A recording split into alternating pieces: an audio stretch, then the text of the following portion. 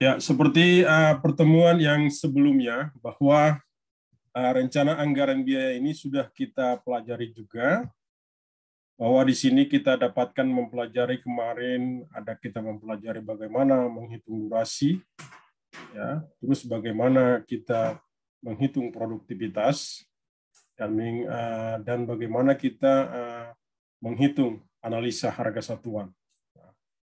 Setelah itu kita ketahui bahwa kita bisa menghitung RAB, rencana anggaran biaya.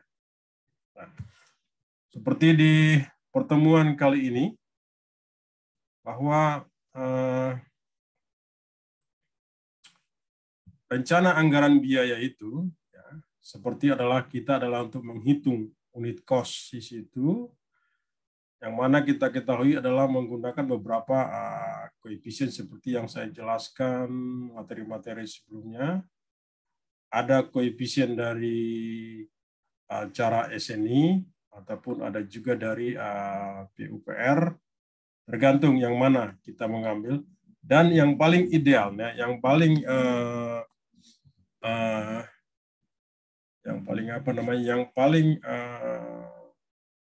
bagus itu adalah tatkala kita melakukan survei terhadap tenaga kerja yang kita gunakan, alat yang kita gunakan, berapa produktivitas orang yang kita gunakan itu, dan juga berapa produktivitas alat yang kita gunakan. Sebenarnya itu lebih valid ya. Dan sebenarnya apa yang ada di AHS dari PUPR, SNI dilakukan seperti itu, dasarnya seperti itu, sehingga dirangkumlah ada koefisien produktivitas, koefisien tenaga kerja daripada SNI atau PUPR. Nah, seperti di sini, di dalam analisa harga satuan pekerjaan, disebutkan di sini seperti ada salah satunya itu adalah penggalian tanah. Ya, penggalian tanah untuk 1 meter kubik itu berapa harga ataupun upah harga satuan daripada pekerjaan penggalian tanah untuk 1 meter kubik. Ya, ini untuk kedalaman adalah kedalaman 1 meter. Ya, kedalaman 1 meter. Jadi, jelas juga di sini. Jelas juga di sini bahwa bagaimana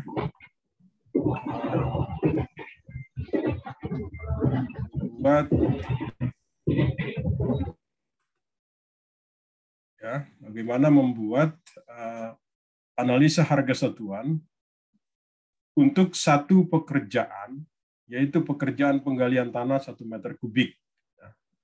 Berarti terdiri dari apa saja untuk menggali itu?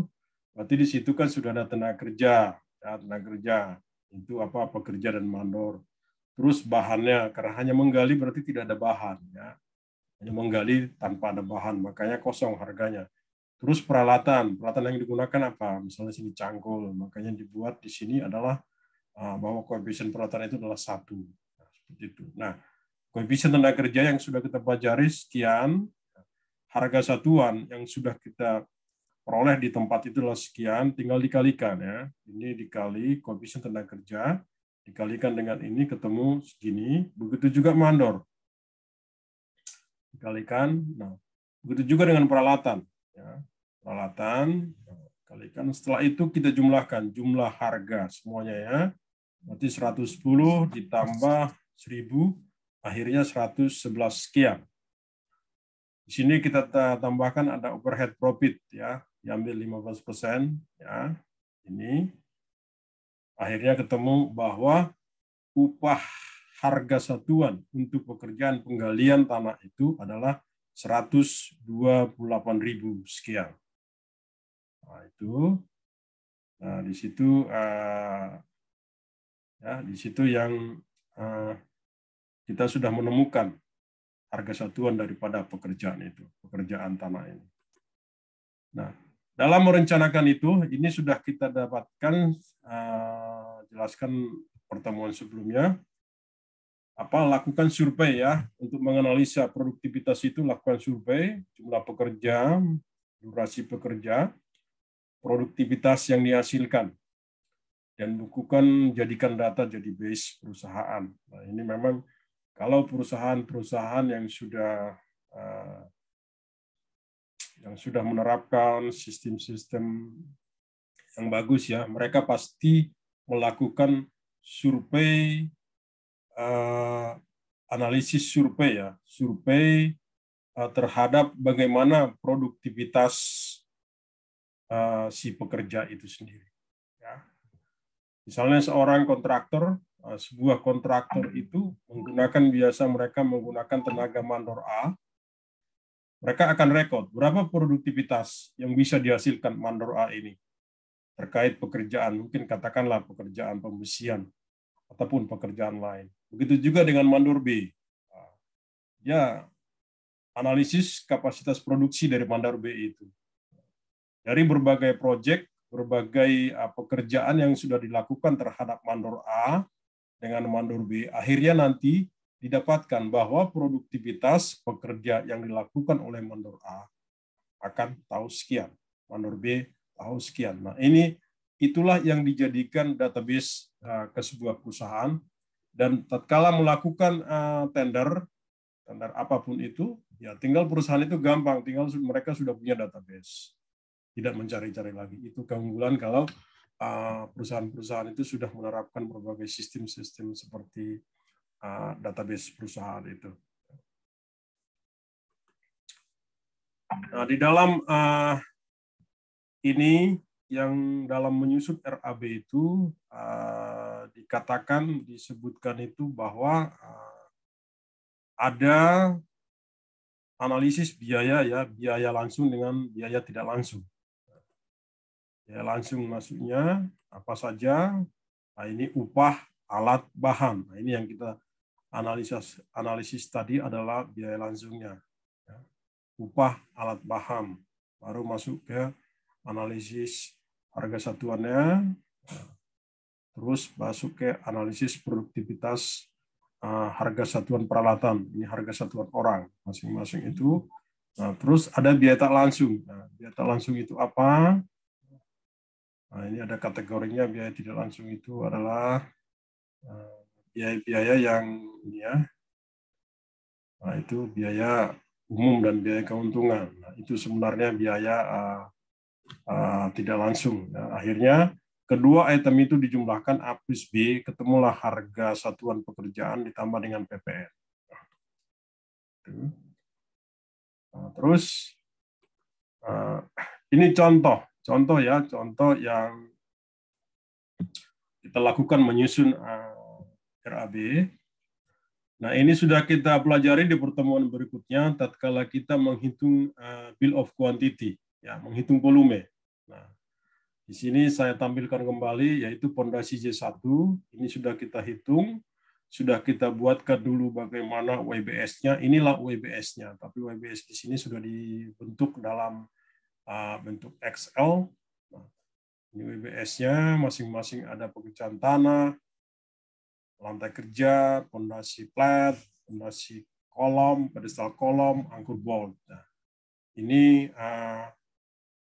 satuannya, unitnya, dan ini adalah volume yang sudah kita hitung. Nah, berdasarkan ini, masuklah kita ke analisis harganya, harga satuannya.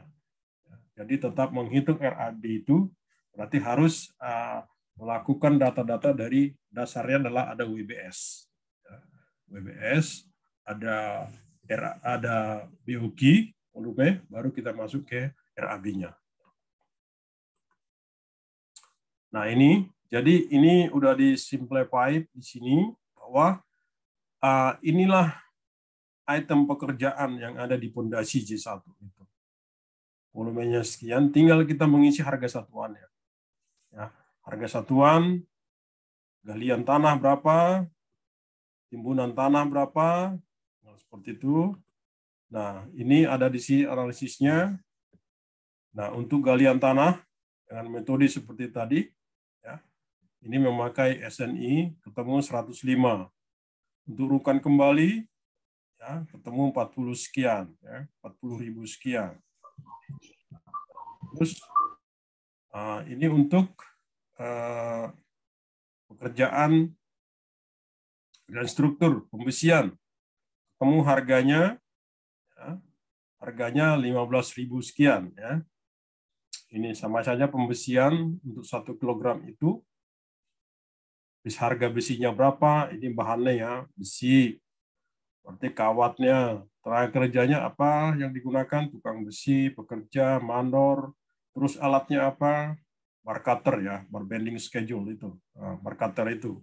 Nah, itu masing-masing sudah ada koefisiennya, dikalikan harga satuan, ketemulah jumlah harga daripada mengerjakan 1 kilogram besian itu adalah 15.600 sekian.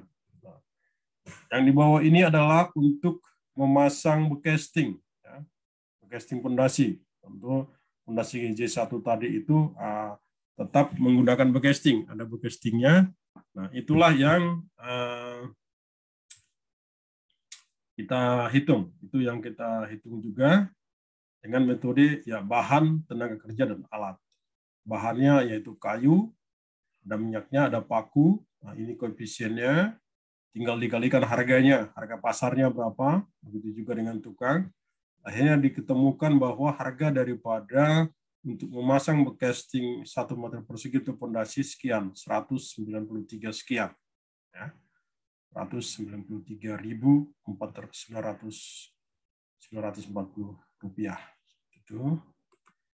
Nah, ini untuk pengoncoran. Ini karena tadi di dalam WBS kita ada dua mutu beton ya, yaitu lantai kerja itu adalah B0 K150, sedangkan strukturnya sendiri adalah K250. Tetap dilakukan seperti ini. Ini analisisnya diketemukan harga untuk K250 itu bahan dan alatnya itu sini menggunakan konkrit pump ya, pompa beton ini adalah Rp1.183.290. Sedangkan untuk lantai kerja K150 dihasilkan 853.000 sekian ya, ribu ya, sekian. Nah, itu analisis untuk mutu beton lantai kerja.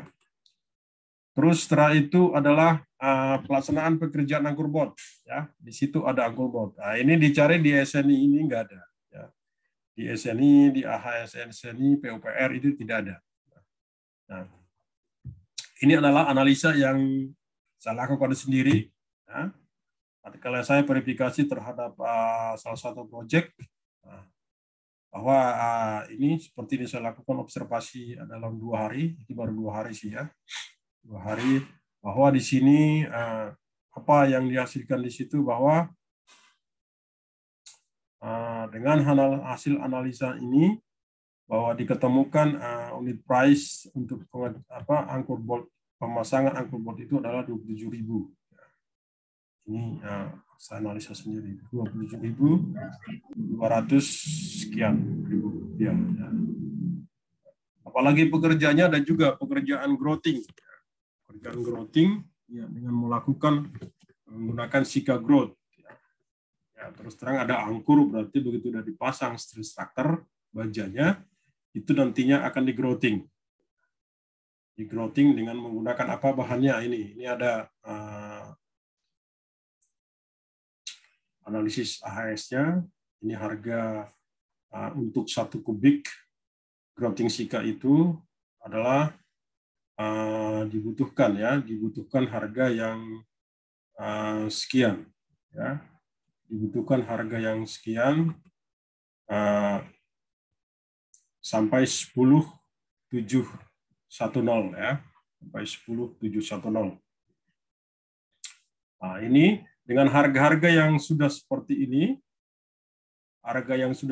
ini, terus kita masukkan terhadap daftar tadi. Daftar tadi, kita masukkan terhadap daftar tadi. Ini volume, ini harga satuan.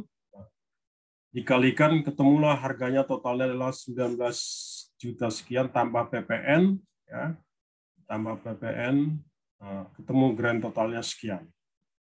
Ya, ketemu grand total sekian. Nah, itu Begitu salah satunya bahwa kita sudah menemukan budget daripada proyek itu. Kita sudah menemukan budget daripada si proyek tersebut. Ya. Budgetnya berapa? Diketemukan ini apa ini 19 juta sekian. Ya. Itu budgetnya ditambahkan dengan PPN. Nah, begitulah cara untuk menghitung, merencanakan anggaran biaya budget sebuah proyek. Ini memang masih contoh sederhana, tapi pada prinsipnya cara-caranya seperti ini. Ini hanya satu pondasi.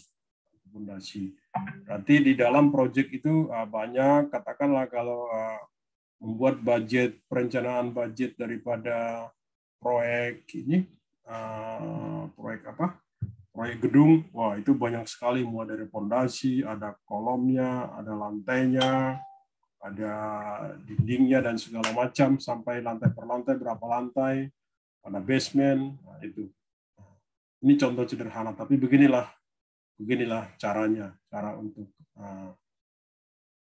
melakukan perhitungan di situ.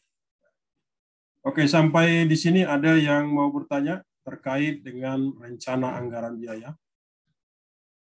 Silakan kalau ada yang mau bertanya. Kalau tidak ada, kita lanjutkan ke materi penjadwalan.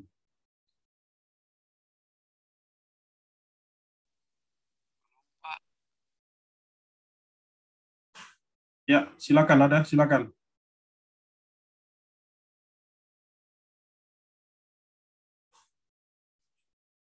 Abdullah mau bertanya, kok seperti bersuara? Tidak? Sudah Pak, sudah jelas. Belum. Oke. Oke, kalau gitu kita lanjut ke materi penjadwalan ya. Materi jadwal. Ini saya close. Kita masuk materi ke yang jadwal. Ya.